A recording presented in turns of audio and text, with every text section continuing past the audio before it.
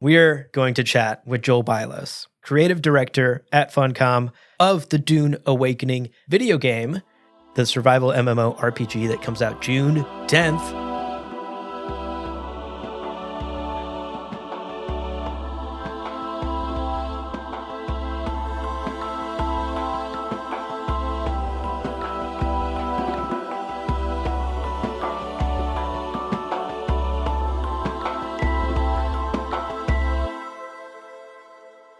Welcome to Gom Jabbar, your guide to the iconic world of Dune. We'll be exploring the themes, philosophies, and characters found in the sandy depths of this vast universe, from Frank Herbert's groundbreaking novels to the adaptations on film and TV. My name's Abu. My name is Leo. Ooh, and folks, we have a special one for you today, because we're not talking about the books or the film adaptations or the TV adaptations. Oh my gosh. We're talking about what does that leave? Video games. Oh, games. Oh, I love them. Love video games. We had the opportunity to spend quite a while, a little over an hour, with Joel just nerding out. We talked about the video game. We talked about Dune. It's very clear, as you're about to hear shortly in this interview, folks.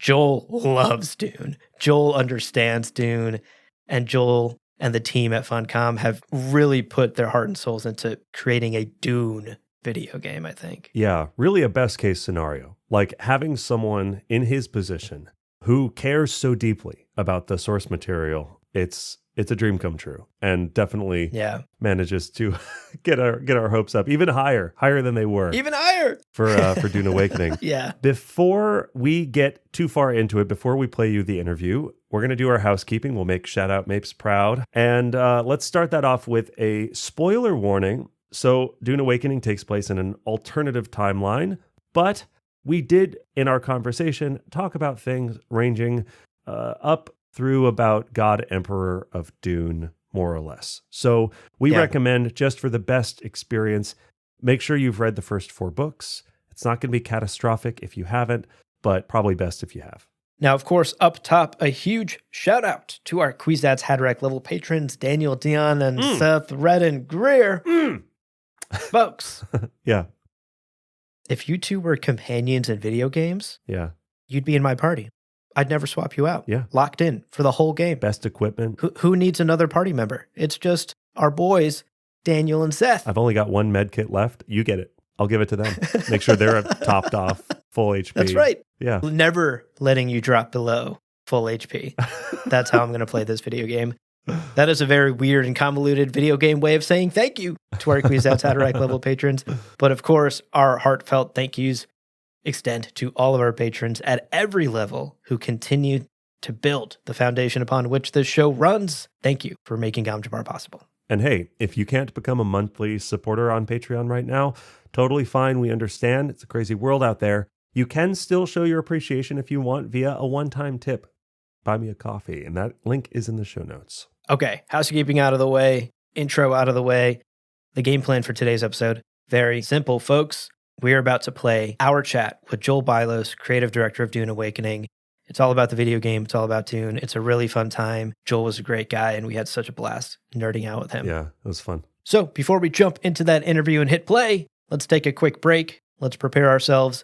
When we come back, folks, we're speaking with Joel Bylos, creative director of the Dune Awakening video game. We'll see you in a minute.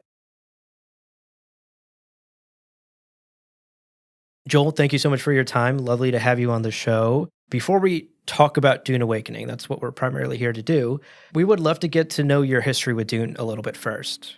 Have you always been a Dune fan? Were you introduced to the books or the movies or the games first? Can you just walk us through your history with Dune and Frank Herbert? Yeah, for sure. So my dad had a bookshelf, and it kind of had a prominent place in our living room.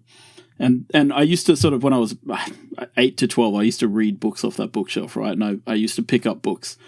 And Dune, I remember specifically because I bounced off it pretty hard when I think I was like 11, 12. Yeah. And I bounced off it pretty damned hard.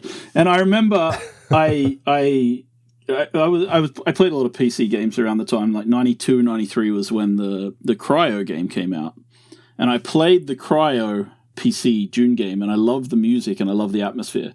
And a couple of years later, I think when I was around 15, 16, I went back to the book on Dad's shelf and read it. And I think it actually, I really think it might have been like close to a first edition. Like that's... Wow.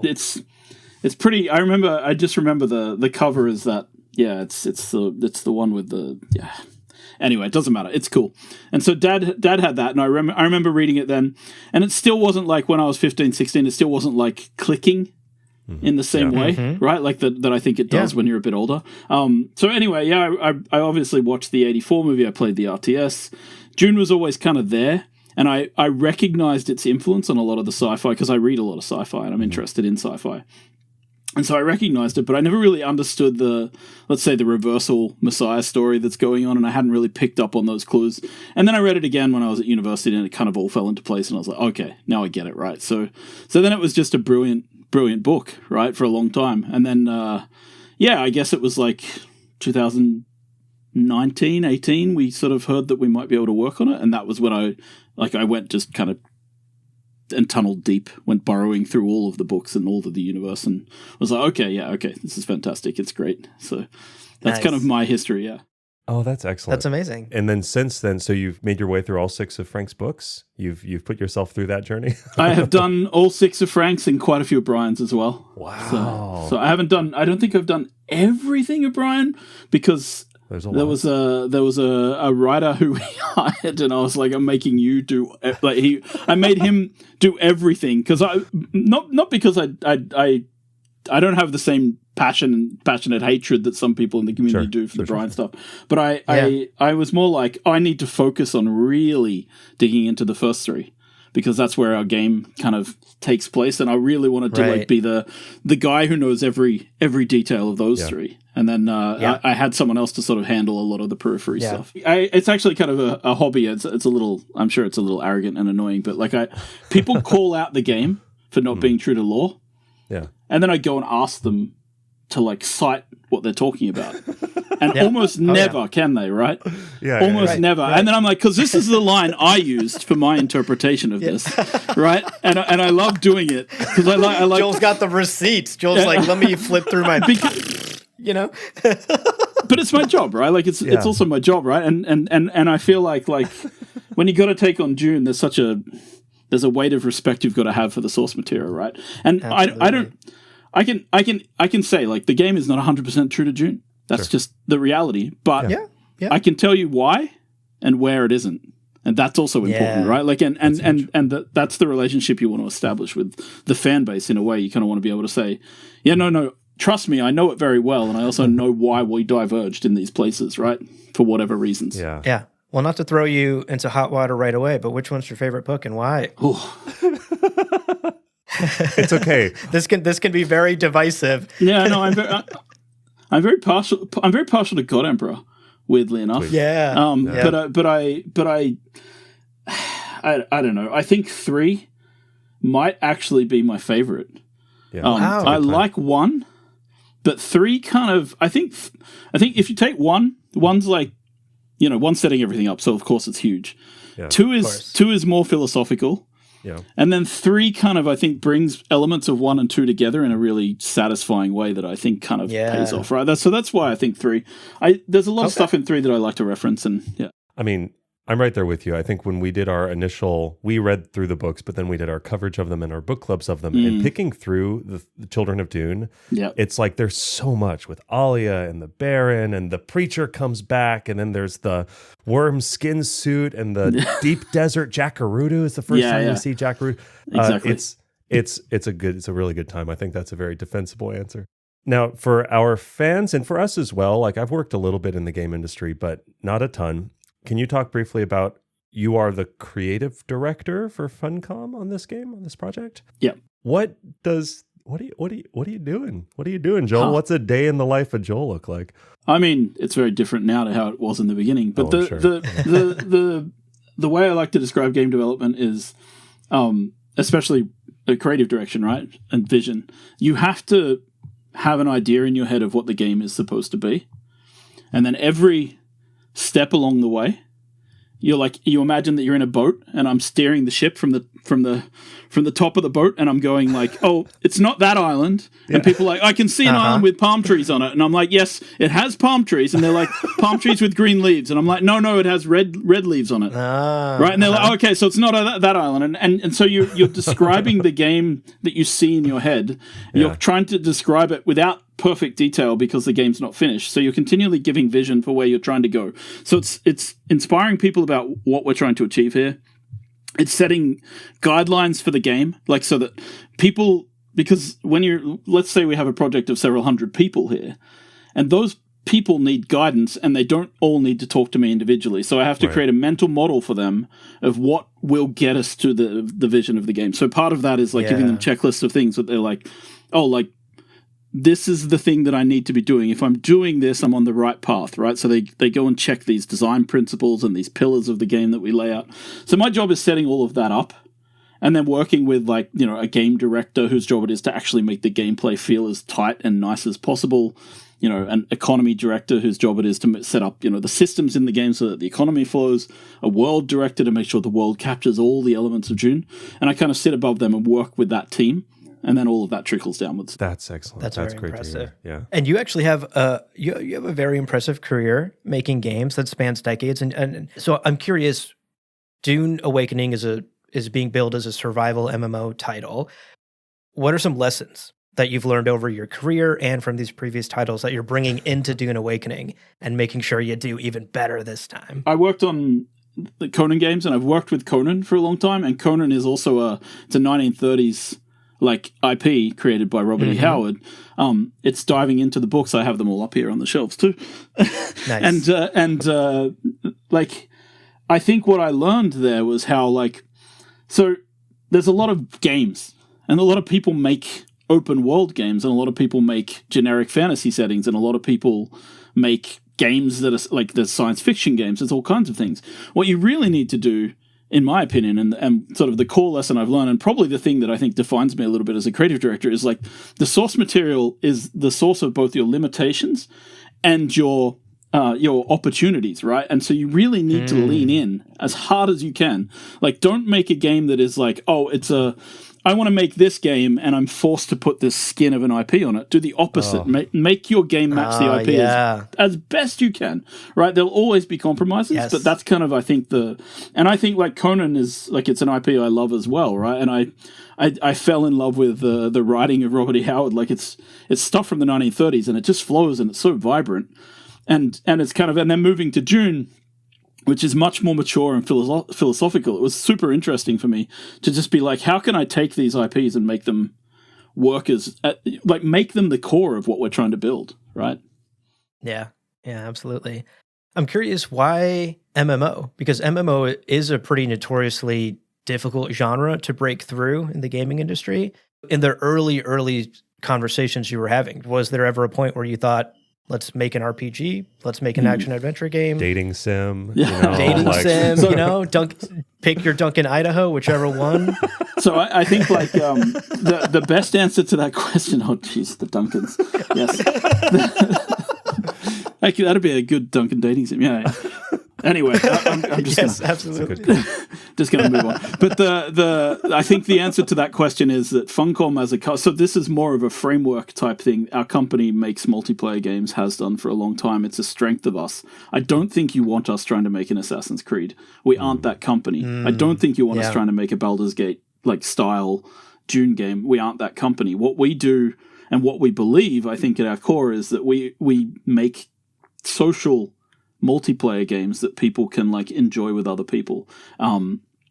So I think it's kind of one of those things that I think it's not even really a question when we're going to make a game. We kind of go like, this is what we do and this is what we do decently, and we create good worlds within this, right? So we kind of lean into what we're good at. I think that's it. I don't think there was like a long consideration about like, oh, should this be a Dune single player game? Because I just don't think we're that company, right? Yeah, that totally makes sense. Well, I wanted to ask about working within the sandbox of Dune, pun intended, I suppose.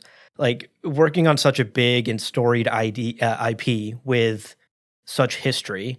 comes with, I'm sure, a lot of excitement, but also a lot of expectations, right? There's a lot of pressure there as well. How did you approach that? How did you approach building something that is original and create a space for yourself to be creative, but also stay true to Herbert's original vision and do justice to the original vision and to the fan expectations? Yeah, so I think it started with, like, so I was not originally on the project. I have to point that out. I joined the project about, I want to say, like 10 months after it started. There was a period of time where other people were working on it. I was not on the very early team. I was actually working on something completely different. And then at some point it was like, oh no, we're sort of floundering a bit with direction. Can you jump in and help out? And I was happy to. Yeah. And I had been rereading my Dune at that time because it was already like, well, if the company's doing it, I'm interested and excited by it. Right. So I had jumped in already. But then what I did, I remember the first thing I did was I wrote down the pillars for what I think a Dune game would be, and what are the fantasies that I would pull out as a reader of the first 3 books. Really, I was like, what are the core fantasies here? What do people want? And I had the doc. I can pull up the document if you want, like where I wrote down kind of my list. It's kind of funny. Because that would be that's existed since like 2020. Wow. And I just kind of, that document, and it's only like a list of bullet points, but it's kind of funny because what's it called? Fantasies? But yeah, it's like, that's where I start. Generally, I start like, what are the fantasies that people have? Yeah, it's called fantasies. It's literally a document. So I have things here in this list like, join one of the major houses, right? Ride a sandworm. Well, we can talk about why that isn't in the game yet. Harvest spice, specific use gadgets from Dune, community net system, spying on others, Ixian weirdness. Talaxu weirdness and Ixian weirdness. Yes. Yeah. Great sandstorms, Canley, character archetypes from the books, the spice cycle, player-driven economies. There's just like infinite exploration is one of the pillars of the game. But I have like basically a full list of, and it's like you want duels like, Paul had in the books. I have those kind of things here listed, just dueling. Yep. And then, here you go. Key fantasies I want to have: piloting an ornithopter, knife shield fights, navigator space travel, Bene Gesserit training, swordmaster battles, firing a lasgun, following water discipline, riding a sandworm, surviving a sandstorm, duels and arenas. So those are like basically the 10 points that I'd written down in 2020 amazing. At the start. And then how many of these can we turn into game mechanics? And like, what are we restricted by? What can we change? How do we get there? Some things on that list aren't in the game, but that's okay because it's a marathon, as I mentioned. So we will add things over time as well. Yeah, that's amazing. I'll take this quick opportunity to say I had a chance to play a bit, and my God, I mean, you nailed a bunch of those items. Like, I'm thinking about my specific experiences, and like the shield fighting's incredible, the water discipline's incredible. Like, so clearly you had these pillars, you had these things that you were going to get done, and from my personal experience, I think you absolutely nailed most of them. That's great. When it comes to like Arrakis and the character of Arrakis being present for game players, how much influence are these multiplayers, all these people on these servers, how much influence are they going to have on the narrative of Arrakis? Or are there stories that you were excited to introduce to the planet that we're also familiar with? Yeah, so there's a main story in the game. I assume if you played a little bit, you've sort of seen the kind of, we're hinting, like the Fremen are missing, right? What's going on there? And I mean, I think there's some obvious answers for people who are big lore fans as to what's going on. But I think like what I was trying to do with let's take the old history first, because I think that might be the linchpin upon which everything is built, which is great because it's also a David Lynch reference at the same time. Perfect. But I was sitting trying to figure out how I like the fantasy of joining a great house on Arrakis. Like, they're not really there at the same time. It's not that common to have people on the planet at the same time, right? Like, it's not like the Harkonnen and Atreides overlap by a ton. Right. Exactly. And so I was trying to like figure out where our game can hit these beats to try and have this kind of moments, right? And it's like, how can we give players agency in a multiplayer game where the story is told and kind of Paul Atreides is going to do his thing. And it's like, do we want the game to take place against the backdrop of that? Like, are you going to be one of the people in the world while Paul Atreides does his thing? Or is it better to allow you to be in a world where you don't know what's going to happen? So there's a lot of thought around that. And then, obviously, the visions of Paul and the prescience that happens with Spice and all the paths that get cut off and eventually the trapping. I liked this idea, and I spoke to Legendary about it. And I remember I spoke with Barnaby Legg, who was the creative head at Legendary. What a great name, by the way. Yeah. Yeah, and he was like very excited about it, and we had this conversation, and then I was it's just like this image came to me, which you've seen now in the trailer of like Paul, future Paul, sitting in his future place. I'm not trying to spoil anything from the third movie because not everybody's reached that, but like what happens to Paul? I can just imagine him in his quiet moments thinking back to visions that he's had in the past before things got cut off, and thinking about what could have been, right? And I like the idea that line we put in where he's like, the only peace I find is a future that never happened, because that's very Paul, right? It's very it's very, especially the line in I think it's in Messiah, and it when he's sort of telling Idaho, I think it's right at the end, he's like, I meddled in all the possible futures until the future, meddled with me, right? Essentially, or until I became trapped. I like that. I like that as a lesson, and so that old history sort of set the foundation for how we get to these fantasies, and then from there it was like, well, we know we're gonna have lots of people come to the planet. We want to give them this experience, and then we can build a story around the idea that there's a lot of people coming to the planet through this specific mechanic that we have in the game, and then I like the story is not a chosen one story, but we do treat you as if you're the person that like people are meeting, right? Because it's hard to, and I want to do, like, you'll see it. I mean, again, it's the beta has so little of it, but the story really takes off after you get once you start reaching civilization. Things really start to pick up in terms of like, because it starts with like this very survival. Oh, the Fremen are missing. Oh, the spices, starting to go into your bloodstream, and you start having these weird dreams and visions. And it's like, but then you get to the politics part of the story, and it's like, oh, there's more going on here. That's exciting. I would like to say that I'm immune to it, but for sure, every time I talk to an NPC and they were like, my God, you picked that up as if you've known this before, I was like, oh, thank you. Thank you for noticing. I did take to combat pretty quickly. Yeah. I see what's happening here. Someone's catching my hints. It's good. It's good. Check my tubes. I did it slip style. It's great.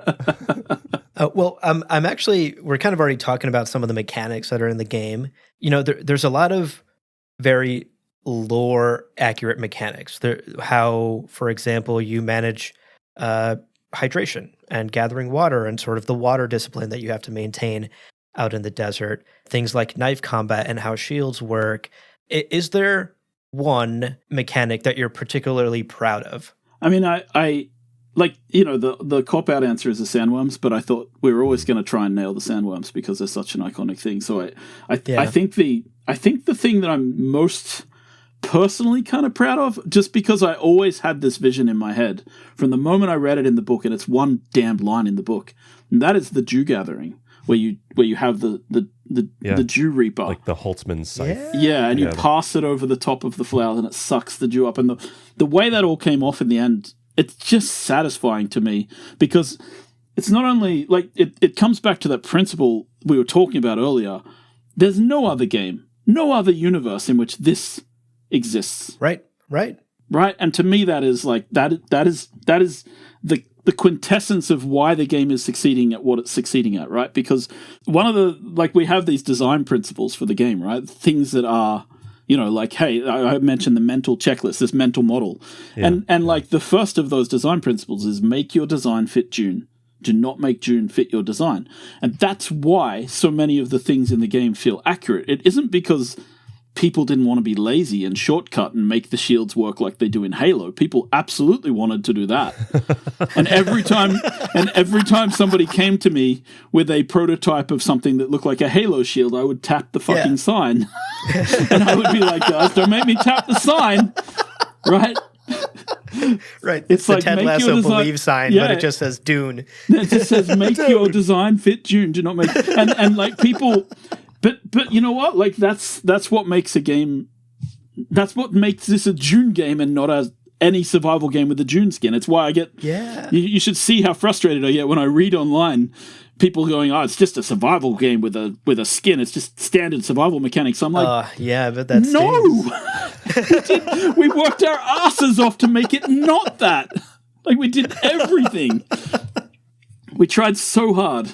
I want to acknowledge you working your ass off for two things. One, about the Dew Reapers. I think it is so poignant.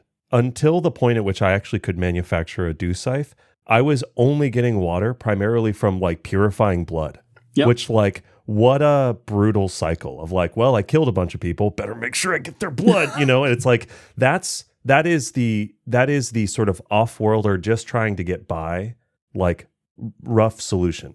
Then you elevate, you develop to the point where you are, dare I say it, as developed and sophisticated as the Fremen, living much more in harmony with the world around you. And that felt great. It's like suddenly I wasn't relying on just killing people and stealing their blood to get by. Suddenly I was like living with the nature in a way that I thought was really beautiful. So first off, hat off to you. That's incredible. But also, when you have a still suit on, you get to reclaim that water. And so you physically, like I would literally go, oh wow, I haven't had to like top off my water from the cistern in like an hour or two because I've been using a still suit versus if I was in battle armor. And it's like, I was texting Abu, I was like, dude, this is incredible. What a great, because I was feeling literally like that, still suits work. And you manually push a button to drink, right? So it's just like if you were wearing a still suit, you'd be exactly right. Like, and that's so important, that interaction. That like I have catch pockets that are filling up, and I push a button to drink, and it reminds me that I'm wearing a still suit, which is part of a universe that no other game does. Right, and that's it. Yeah, and I think it's that level of immersion that you've done such an incredible job with. Like that immersion is the sales pitch for people like me and Leo, and for the like lore obsessed Dune junkies in our audience, our listeners, our fans. Like for us to go to Arrakis and experience it and have our own little version of an adventure on it and interact with a still suit, interact with a crysknife, interact with Shai Hulud, like that is our fantasies, you know, that we were experiencing reading the books come to life. And I think that's the magic of what you've created, truly. Yeah, exactly. I mean, that's the goal, right? Like it's again, I could make a generic survival game set in a science fiction setting with sandworms, but what would be the point? Like it's not it's not going to score me any extra points. The goal is to make an authentic Dune game, and I hope you can tell that I'm a true believer. I really believe like that making you and I can tell you all the places where we're also breaking the law, and there are there's a prevalence of guns in our game that wouldn't be standard. But a part of it is I'm also making the argument that like, well, they're not dumb. Yeah. And if they realize shields aren't prevalent, and they realize shields aren't, I do think they'd be producing many more like rapid firing dart guns, like and projectile weapons of some kind. You'd see more projectiles coming out. I think because you got to remember our game timeline wise is around Messiah timeline. I think, right? Like it's after the events of like, and so you can imagine that this stalemate's been going on the planet for a while, and it's like, well, the Harkonnen and Atreides aren't dumb. They've been fighting each other in the open desert. They've realized shields aren't effective. They've probably realized now that they need to bring a gun as well as a knife out into the desert, right? And the book does have plenty of examples of everyone bringing a stunner with them as well as a knife. Mala pistols. Yeah, exactly. They're there. Yeah. It's not black and white. But for me, I understand that the emphasis is a little stronger than some people would want. But I feel like that's okay because we're trying to build this game to feel authentic as well. So yeah, definitely. I also implicitly within Abu was saying is like these grand adventures. I'm like, I remember the times I'm like huddled in a little rock crevasse because there's a sandstorm, and I'm like, it's glorious. Yeah. It's glorious. I'm not dying from the grandest of adventures. Yeah. Really.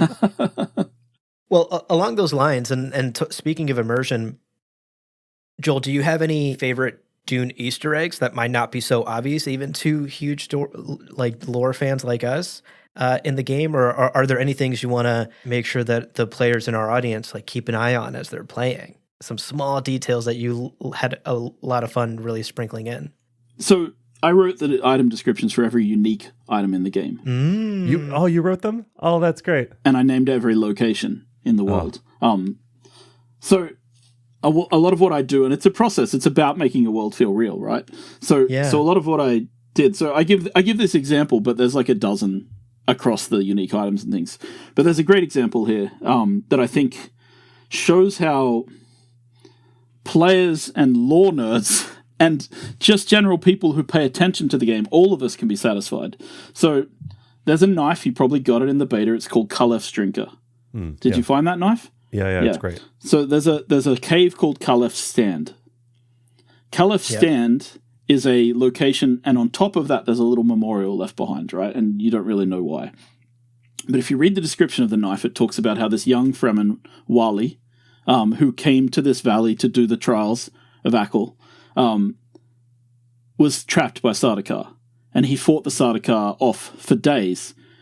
And they didn't really understand how he wasn't. They just tried to starve him out or dehydrate him out. And he just kept surviving, and they didn't understand. But this knife has this unique property that when you attach people with it, it has a little sluice in it that drops blood.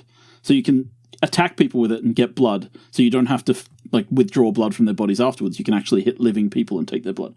So that's how Kalef survived. And then the little memorial on the top was built by the scavengers in the region because they're like, this was pretty cool. This guy held off like 6 Sardaukar for a week. So sick. And then the thing that's also cool is that Kalef is the son of Jameis.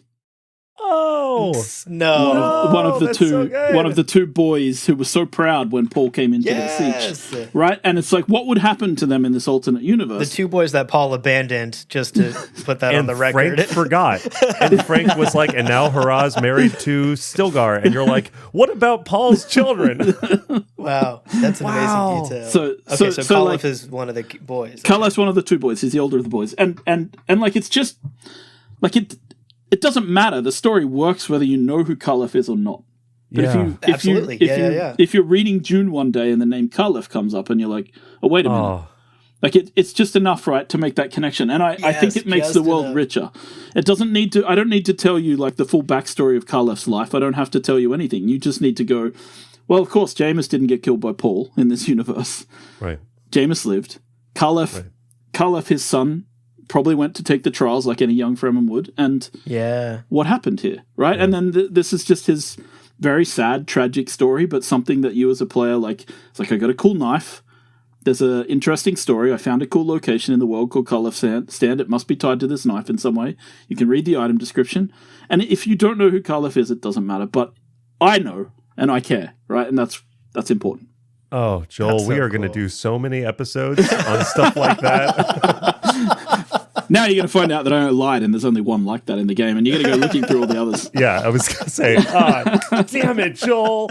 Oh, I was going to highlight, like, one of the early missions, you're like leveraging someone's Samuda addiction against them. Yes. I'm like, that's so sick. That feels very involved. The fact that you're having to work around Conley and like these like great convention. And I had that wonder of like, yeah, for someone who doesn't know all about Dune stuff, the talk of like the Landsrat and the Frauferliches, I don't know how to say it, but I read it 100 times. But it's like things like that. It's just all over it. That's amazing. Yeah, I mean, I think that's also the like. It's so. Here's another thing. It's like one of those things I've combated on this project, and this is not to put people down who give me this feedback, but people like, aren't you being a bit too impenetrable for people? Like you start with the Gom Jabbar test and like the pain box, and you sort of like you're asking people to pick a background planet they know nothing about, and you're asking people to like pick a class type, like does anyone, if you've never read Dune, what's a Bene Gesserit? And I'm like, no, this is the opposite. This is us teaching them, right? Because it's like, well, what's Chusik? Well, we have the description of what Chusik is, and you don't know anything about it as a non-Dune fan, but you come into the game and you're like, oh, there's a music planet where they, okay, cool, like, and it's like, I don't know anything about Harkonnen, but the Giddy Prime is telling me something about Harkonnen, right? And I feel like it's for me, it's like you don't, like, people are smart. people tend to be pretty intelligent. Like, you know, apart from you make the obvious joke that people do stupid things in crowds or whatever, but like people tend to be pretty smart, and it doesn't hurt us to lean into the player's intelligence and allow them to discover things in the world as they play, right? Like, and I saw one of my favorite streamers, Carnage, was playing, and like he was not sold, like I think, on the game too much before he played it, and then he went and he met a Landsrat envoy at the first trade post, and he started talking to them, and he was like, okay guys, I'm going to play this game at launch now because I understand that they actually care about making this a good Dune game more than just a survival game, right? And to me that's like victory. A skeptic becomes a believer, and to me that's everything. Right? And recognizes your philosophy of make this fit Dune, you know, and wants that, right? And wants that, understands that, like, hey, this is a world worth exploring, and like because look, honestly, how many people like us are there in the world who've actually like done this deep dive into Dune, right? There's not, right? It's you know, maybe it's in the hundreds. It's not in the thousands or tens of thousands, probably. Yeah. Right. Certainly. So like, but it doesn't matter because we can bring more people in. That's also part of the point of the game. Is like, I didn't like the number of people I've seen on the Reddit who were like, oh, I didn't know anything about Dune, but I really liked the game, and now I'm reading the books. Hell yeah. Yep. That's a victory, right? Yeah. It's a victory for us all. This could be a future game director's first Dune game that got them into this universe. 100%. Like, you could be repeating that cycle for a young child now. Yep. 100%. Which has got to be a really special feeling. I mean, you know, until they take my job, but yes. The AIs will take your job. Oh, no, thou shalt not. True. Yeah, we got a Butlerian jihad waiting for them. We're good. I saw one of the guys at work. This is how great, like, the sort of the cross section goes in the company. One of the coders had to fill in like a Google AI. I don't consent to you using my data for AI form, and he put in there like, I'm a Butlerian jihadist. It's like, and thou shalt not make a machine in the likeness of a human mind. Like, he wrote that in as his belief, and they were like, okay, we'll take that into consideration. Amazing. This is my religious belief. Yeah, exactly. That's awesome. Well, we want to peek into the future a little bit, and we understand you won't be able to drop state secrets or anything, but what can we expect from Dune Awakening post-launch? The game is we're speaking to you about 2 weeks before the game is about to go wide publicly and launch. What's in the future for you? So we'll be doing regular updates to the game, right? Like, that's kind of the plan. So in the beginning, I expect we'll be doing more hot fixes than like content updates, because that's just how it goes. But we have a plan. Like, I say this and people get very excited, but you have to remember all of this depends on success levels and things. Right. But I have a 10-year plan for the project. That's my job has been to plot out 10 years. So I have 10 years. It's not super detailed or anything, but I know roughly where things are going to go in the game from here to there to there to there, right? And you can basically think about it like Dune's greatest hits. Like, what haven't we done? Well, obviously we're still looking for the Fremen, so you can imagine that that's one of the key parts of like the launch game and the period that comes afterwards. We and then we'll just keep doing these like every few months we'll be doing like content drops for the game. We'll be continuing the main storyline. The main storyline, interestingly enough, you are not prepared. But what we're doing at launch. What we're doing at launch is going to be pretty crazy. I think people are going to be really into it. I'll be very interested to hear what you guys say about it on your podcast if you finish the main story. But there's like, from there, I'm developing this kind of, I jokingly call it to the writing team at Funcom a political soap opera, right? We have all these characters from, you know, all these people who are still alive. They didn't get killed off like they do in Friendsbooks. We have all this delicious tension in a way, and we can build a story, and the player kind of can be a part of this, right? So that I think is like interesting, and will continue to be updated every few months with more of those. And then there's the DLCs that we offer. The DLCs are kind of exploring different ideas within, like in the beginning within Arrakis, but maybe beyond in the future, like taking us off planet, off world. So yeah, that's kind of the plan. I mean, there's so much stuff in the universe for us to dig into it. Yeah. So it's not really a problem, right? Like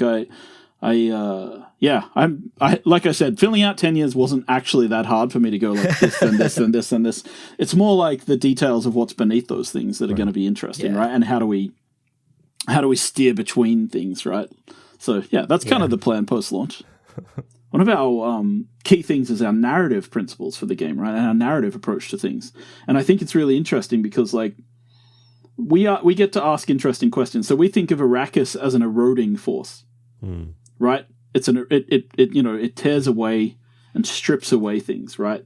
And then we think about like things like the Atreides represent kind of this noble sort of face, right? But what happens when the eroding force of Arrakis goes to work on them? And like, what about the Harkonnens and their addictions? And what about well, I won't speak too much about faction number 3 because we're not revealing anything about that. But we have like we have different and I consider the Fremen, by the way, to be a part of Arrakis. So they're a part of the eroding influence of the planet, right? They erode, they change things, right? So I think that one of the things that's fun for us is to explore in the narrative how characters would have changed. Is Duke Leto really the guy that he is in the books after he's been in this very brutal, incomplete war for like 15 years? Like, is he really the same guy? Has he been able to not compromise on his principles? Is that really who it is? And I think you started to explore some of the faction storyline and I think that ask some of those questions in the game. I think you see some of the disillusionment of Atreides soldiers who've been stuck in the war for a long time. And you can do some really interesting things with that. It's the same with the Harkonnen. Like, in our timeline, you have the whole Carthage was destroyed by a lasgun shield interaction, which is why we don't have lasgun shield interactions on the planet anymore, because Chom put in the Emperor and Chom put in this strong like restriction on importing unsafetied lasguns, but like that question, like what happened to the Harkonnen? They lost a major city and a lot of their wealth, and then they're still under the spice quota demands, and they're also like in this spiral, and it's like this war isn't good for anyone except really the Emperor, who really wants it to be prolonged, because for him it puts two of his major rivals into poverty and keeps them busy. Them weak and down. And it's just exploring all that stuff is super interesting for us. And I think, again, the books exist and they're great. And I don't need to be trying to add to the books or change the books. They're fantastic.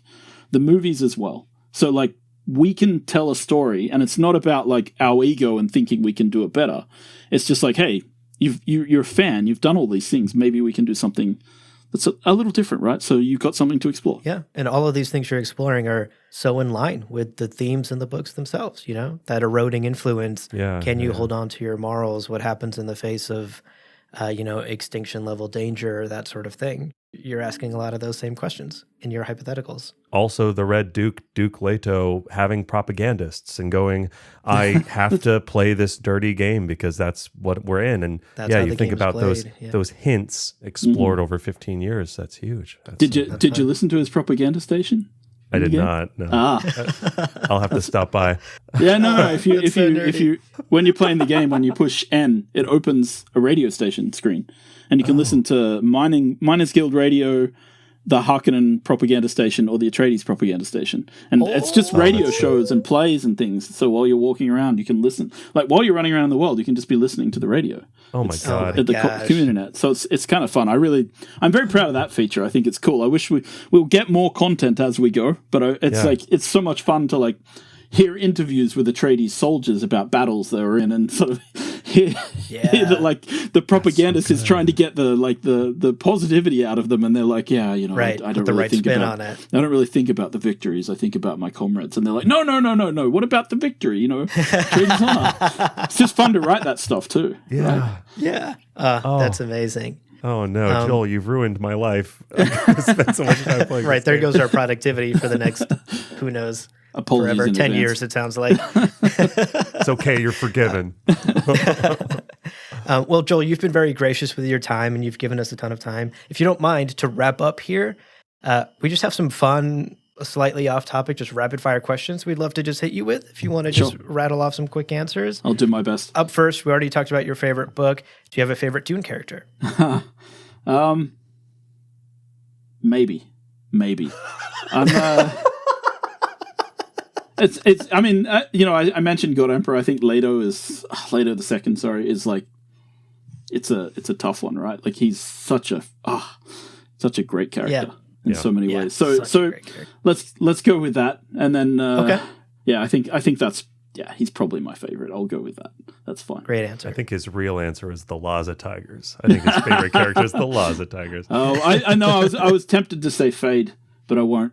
What about factions? So there's naturally lots of different Dune factions. Do you have one that kind of calls out to you? I like them all. This is a bit of a cop out. Like I don't know how you pronounce the Tleilax. I say Tleilaxu. That's what I say. Yeah. I'm a big fan of their weirdness and their oddness and how it becomes a religious thing later on. Like you start to understand more and more of their motivations in the later books, right? Which wasn't that clear in the beginning. Yeah, so I think they're interesting. I like the the Fremen are just, it's an obvious answer, but the Fremen as a faction are just, it's like such a tragic, again, a tragic story. Like and the fact that you follow them, right? Like it isn't just the first book where you meet, the will-o'-the-wisp people of the desert, but it's what they've become in the fourth book. Yes. Right? And you're like looking at it just going, oh my goodness. What a tragedy, right? It starts as a tragedy and continues to get more and more tragic. Yeah, it's just and in keeping with that great Herbert thematic. Like people, by the way, freaked out at work when I told them that like one of the biggest themes in Herbert's books is like when people get what they want, it's never the right thing, right? Like it's like humanity and their bloody addictions to like first AI and then spice. It's like we keep falling into the same crutch traps. And people at work were like, that's not what the books are about. And I'm like, well, you get a little deeper into it. Right. But, Joel's like, let me pull up a document. It's called Fantasies, but I swear there's a quote in here that'll prove what I'm saying. Oh, I just the way I do my stupid Reddit posts when I'm being annoying about lore is that I just have the entire first 3 books in a searchable document that I just control F, and I type in the word that I know is in the quote, and then I just copy paste it, and I'm like, there's the quote. Yeah. There's the quote that backs up what I'm saying right now. Moving on from Dune, what's one of the best game or some of the best games you've played in the last year or so? I think just in terms of pure execution, Ghost of Tsushima is a fantastic game that really captures a world. Baldur's Gate 3, because I love old school RPGs and I think it did a really good job. I'm just trying to think. I play a lot of old games. I have a shelf full of old games over here that I'm looking at. But best games, I'm trying to think of like things that have really shocked me or surprised me. Like I've heard a lot of good things about Clair Obscura. I haven't played it yet because I've been obsessively playing that this week. Yeah. I'm launching, so I don't have time. But like I'm really looking forward. to you're a little busy right now. I hear. I gotcha. See, I think like and then there's some games that I think like that everyone should play that aren't like it's not a new game, but Return of the Obra Dinn. If you've ever heard of. Spectacular game. My God. Yeah. It's just also great music. These are just games that show you how the medium can be and what you can do with them, right? Yeah. And I love that game. So yeah, those are kind of the just off the top of my head, off the cuff ones that I'm thinking about. Yeah. Well, I think that's most of what we have. I did have a couple of details I just wanted to confirm with you because I saw these and I wasn't sure and I wanted to ask. Okay.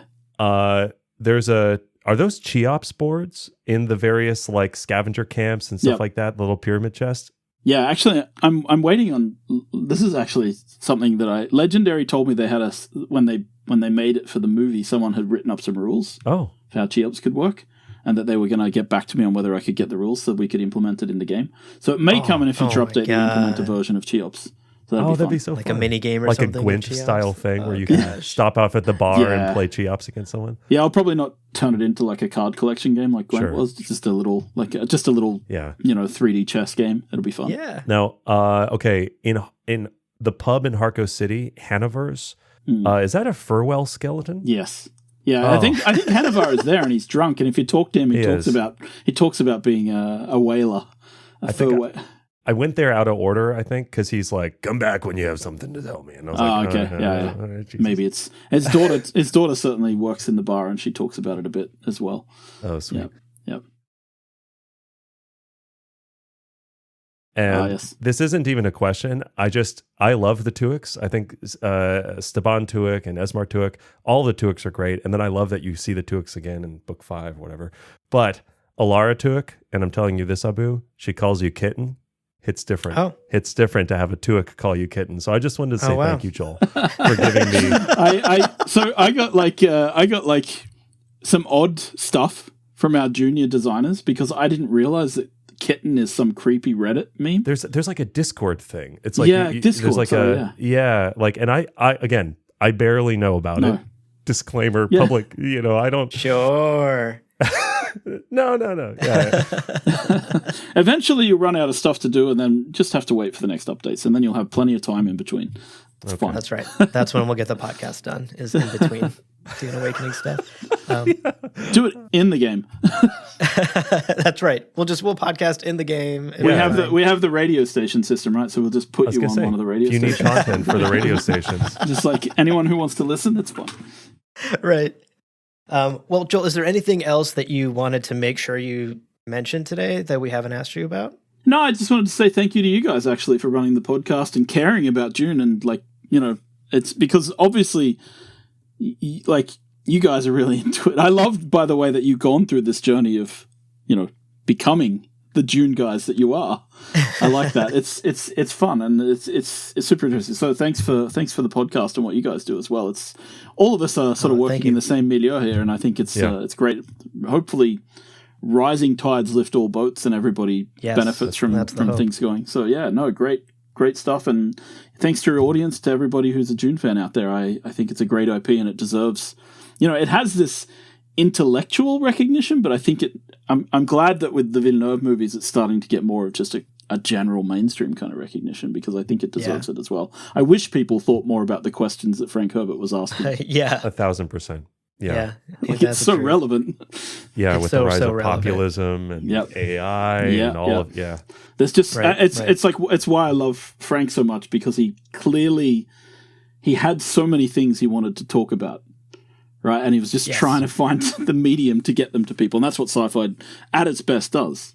Right, it asks the right questions. So fantastic. So cool. Well, thank you so much for your time, Joel. And this was such a pleasure to get to speak to you. And we're so stoked about the game, and we can't wait to play it. And I'm sure our audience is stoked to play it too. Thank you very much. Thanks for giving us some insight and confirming some nerdy lore details. Love it. Okay. Wow. Woo! That was so good. That was so much fun. So good. I had a blast. I am so excited to play this goddamn video game.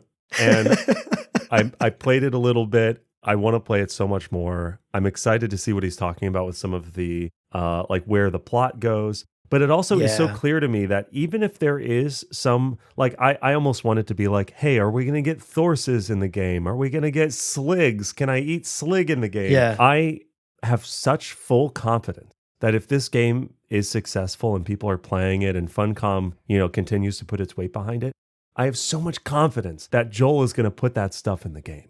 Like, his energy is just get it in the game, right? And I fucking love that, because as a lore nerd, that's why I'm here. That's what I'm here for. Yeah, absolutely. And if it's not going to be in the game, he'll have a good reason for it. That's the energy I was picking up on. Yeah. That too. Is like, I got to make a good video game. I love the Dune universe. How can I make both of those things as good as possible? And, I'm confident that if we had said the word Slig in that interview, he would have been like, oh yeah, like without missing a beat, he would have had a response.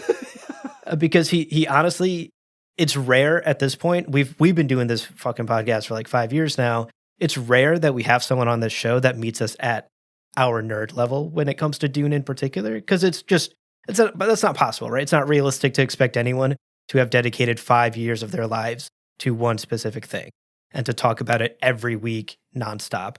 Only you and I have done that. Joel, I think, fits right in. He could be like a third co-host and he wouldn't miss a beat. Yeah, easily. And I was incredibly impressed by that. I'm ashamed I forgot Jameis's children's names.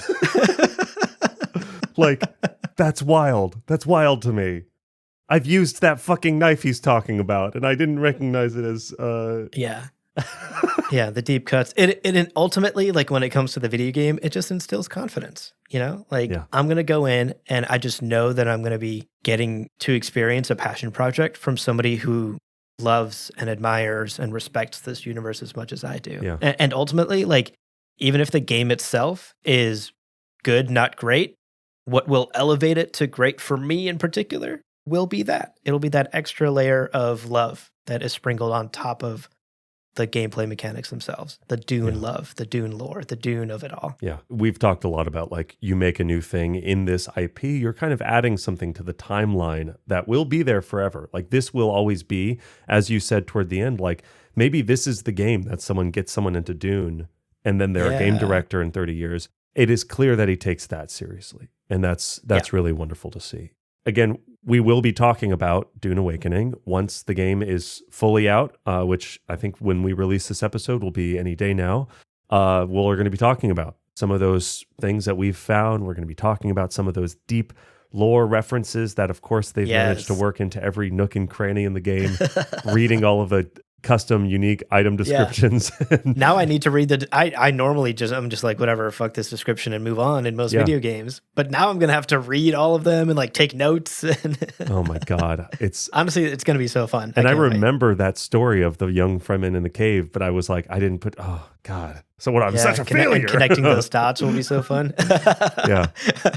So very, very good time. Was incredible to talk to him. We'll try, dear listener, to get him back on the show many times.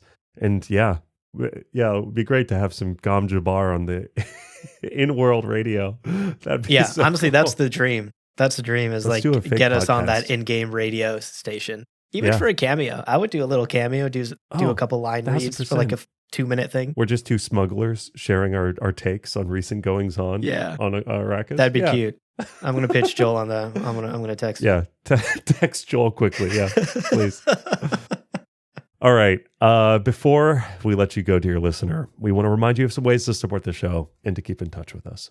And of course, the two best ways to support us, one is to become a patron over at patreon.com/GomJabbar, or get yourself some Dune-themed swag from our merch store. Those links are in our show notes. Makes what we do possible. We appreciate it so much. That's right. And of course, we love to hear from you. So email us, gomjabarpodcast@gmail.com. Send us your thoughts. Send us your questions. Send cute pictures of your pets. Send us your builds in Dune Awakening. What's your character look like? Oh my goodness. Yeah. Honestly, send us your fucking friend code or whatever. Join our guild in Dune Awakening. We would love all of that. gomjabarpodcast@gmail.com. Get in touch. Join our community. And join us on this adventure. Yeah, tell us what lore things you discover. I'm like, because I'm also, I know I've only got my eyes, but I'm like, man, we got to get the team right. There's only two of us. We're only going to be able to cover so much ground in such a big game. So.